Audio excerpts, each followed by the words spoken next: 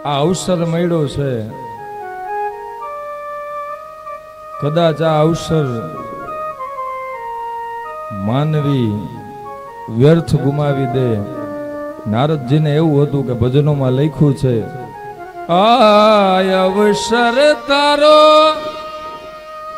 રામ ભજનનો, કો દિન બેસે દામ. હે ભાઈ તું ભજી લેને કીર્તન. હે ભાઈ તું ભજી લેને કીર્તન. આ અવસર તારો રામ ભજનનો કોડીને બેસે દામ.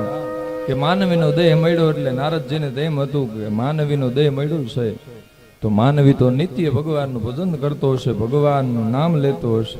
પણ અહીંયા આવીને જોયું તો એનાથી વિપરીત પોતપોતાના કર્મથી ઉત્પન્ન થઈ દુઃખી થઈ જુદી જુદી યોનિઓમાં પીડાતા માનવીને જોયા. નારદજીને મનમાં દુઃખ થયું કે કેનો પાય ન ચેતી સા દુઃખ નાશો ભવે ધ્રુવમ ઇતિ સંચિત્ય મનસા વિષ્ણુ લોકે કદસ્તદા. આ ઉપાય જાણવા માટે છે નારદજી ભગવાન પાસે ગયા અને ભગવાનને જઈને ભગવાનના દર્શન કર્યા.